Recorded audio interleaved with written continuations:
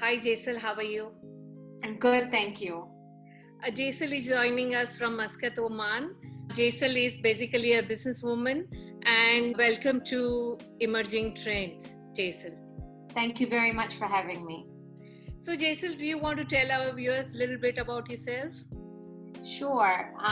So I'll start with I am a proud mother of 3 children. So that's what I take first before I say anything else.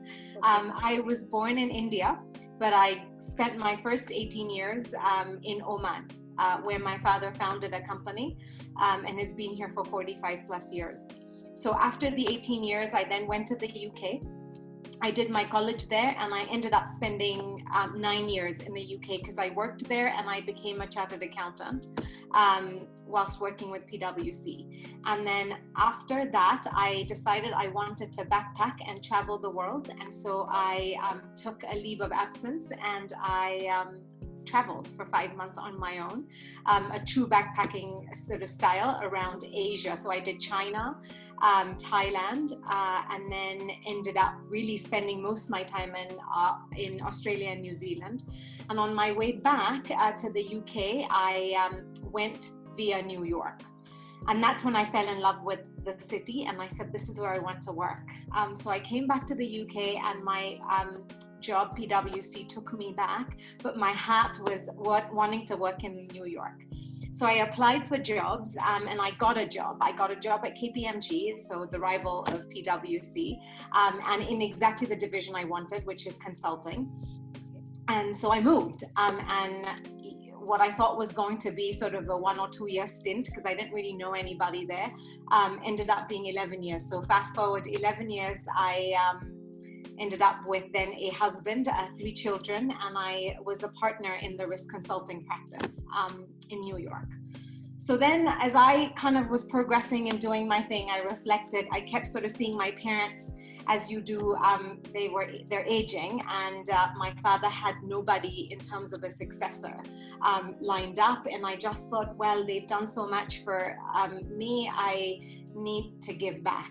And so as a family, my husband, myself, and our 3 children, we all moved back to Oman 7 years ago, and I joined the family business. So having never worked in a family business, having never worked in the Middle East, I moved purely from a heart decision perspective. So in terms of the company, it employs 4,000 people. It focuses on construction, building materials, sort of labels, packaging, things like that, around headquartered Middle East. There's one sector headquartered Middle East, one sector headquartered Dubai, but we're around the Middle East and a little bit in India. So that's our business. All right. So, Jaisal, I know about your father a little bit from the social work I've done with him. He's a wonderful human being. And I know that you are a very large business. Till now, I have done interviews of women who are not part of the family business and they are, individual entrepreneurs who are trying to make a difference. So it will be very interesting perspective for the viewers to understand that, what are the challenges you're facing post-pandemic with your business? It's a great question. I think if I was to segregate what I'm seeing, I see challenges from a business angle, I see challenges from an economic angle, and I see challenges from a personal sort of family angle. So I'll start with kind of the economic angle. The challenges post-pandemic for Oman specifically is the oil crisis has been, it was happening anyway, but with the airline sector sort of shutting down for such a long period of time, the oil business has been hit very largely, and Oman relies on oil. So economically, we have been hit pretty hard.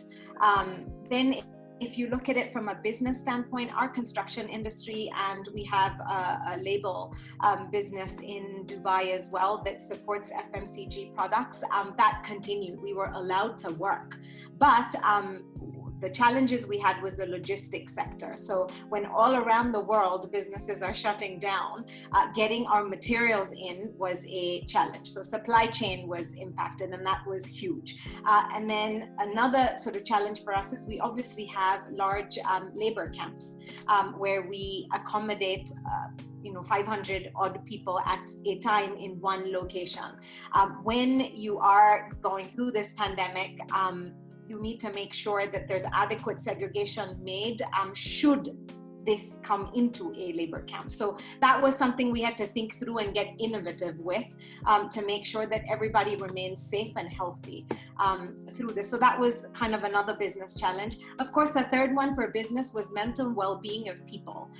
Their morale was hit. I mean, when you have expats living away from their families, or even if they're living with their families, their core family is outside. So they are, their mind and their heart is with their families that they can't reach because the aviation sector is shut down. So the mental well-being and keeping the morale up was a challenge. So those are kind of the business challenges. Of course, with the economic challenge comes the business activity had slowed down and cash flow was being impacted. So those were the business challenges. Of course, from a family angle, suddenly we're all working from home. So the children are studying or doing their school online. My husband and I are both working from home, and we're not on vacation. We are all trying to do our piece. And so everybody had to take a different role. So in terms of helping with household chores, we all had to step in because we were all equally busy.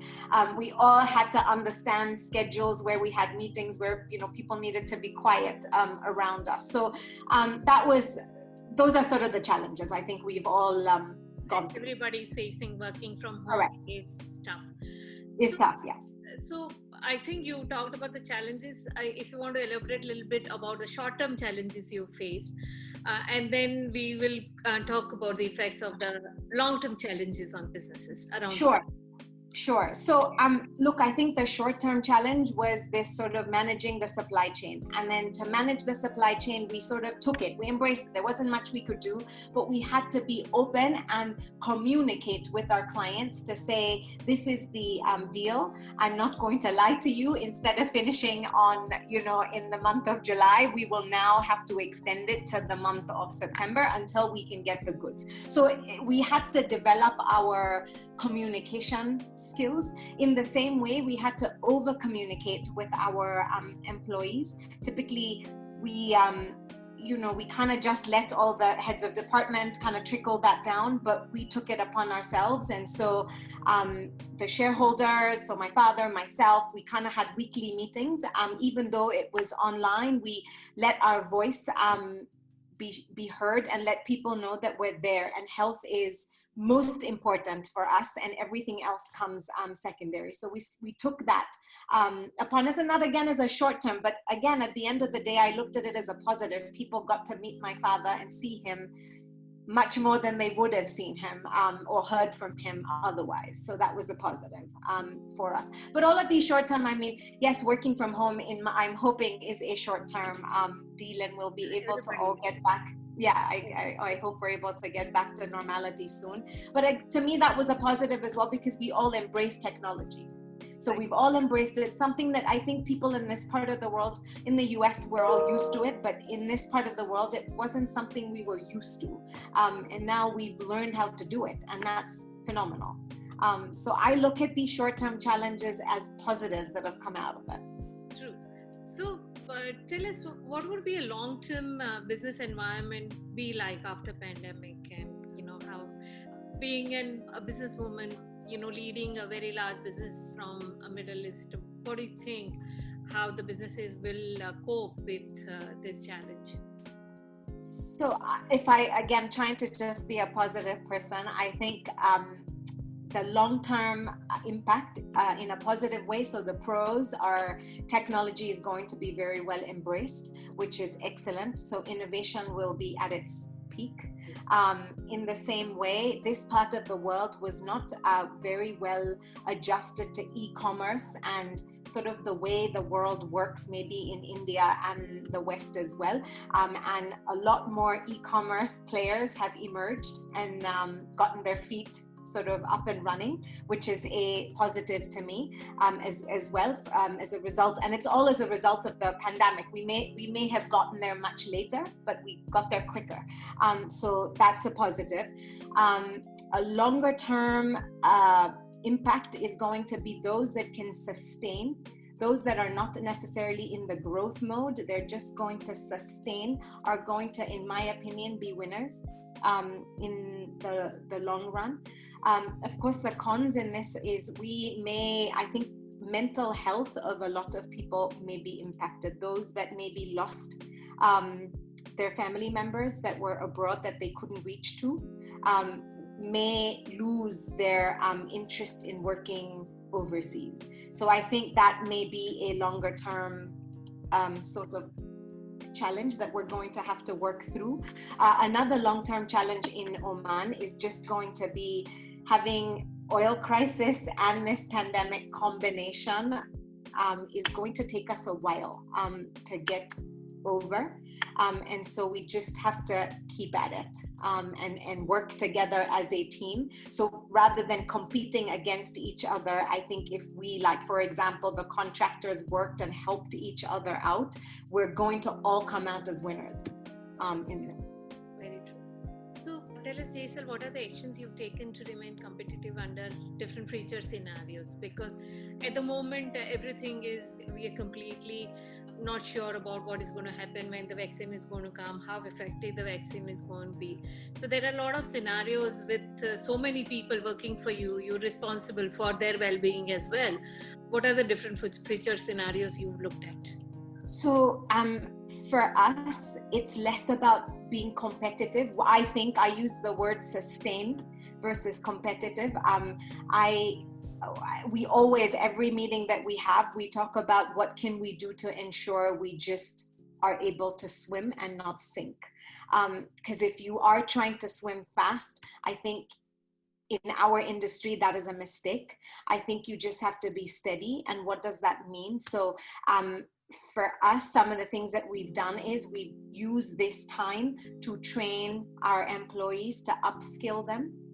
So they've attended a lot of online trainings. We've spent a lot of time working on morale boosters for our employees, because at the end of the day, no employees, no business.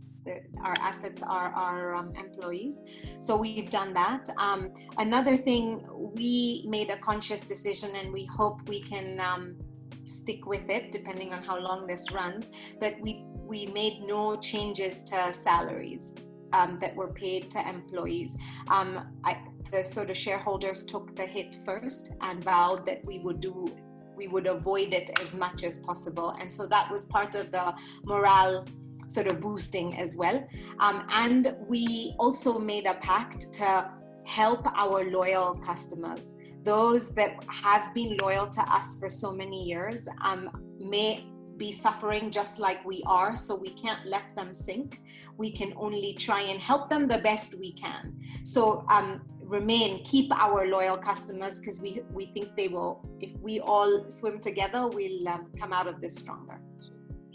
So you already talked about innovation. So is there any creative de-risking, new post-pandemic ideas or concepts your business has come up with? Yeah, so for us, you have to remember, we never stopped. We could still go to site, and our label business was non-stop printing because we were dealing with FMCG products. So our innovation was more to do with the use of technology. The fact that people weren't all just round the corner from your office meant you had to get used to using certain modes of technology and have all our, for example, I mean, it sounds very, for India or for the West, this happens, but it was a mindset shift that we needed to have people have access to all the documents online, nothing on paper, so that things could just get shared. Our sort of authorization route didn't need manual signatures. It could just, get sort of loaded and approved and moved. So for us, the innovation is more on the internal processes, more so than our products, because our products are doing their business. Of course, we've added more products in the line of sanitization and COVID, and we've done all of that. But for us, the innovation was more the use of technology. Also, for me, it's less de-risk and it's refocus. I like that word. We've used that philosophy in with our employees, and we focus, meaning we focus on ourselves and we focus on our business. And what does that mean? We focus on ourselves, we focus on our health, make sure we remain healthy, because only then can we try and withstand this pandemic, mentally, physically, all of it. And then from a business perspective, be careful with the customers that we choose, because everybody's going through very hard times. And so the credit that we used to be able to extend, we don't have the luxury of extending that same level of credit today. So we just need to protect our business that way and protect our health. And so it's just a reshift in our mindset. Very interesting. So, Jaisal, thank you so much. I know that you're extremely busy, but thank you so much for being on this platform. I'm sure you'll be able to inspire a lot of women from around the world who are into businesses, who are definitely into smaller businesses. But, it will be very interesting for them to hear. And if you've not subscribed to my channel, the viewers, please do subscribe. I have amazing women like Jaisal from around the world talking on this platform on all the time. Thank you so much, Jaisal. Thank you. Thank you very much for having me. And I wish you all the best. Thank you. Thank you so much.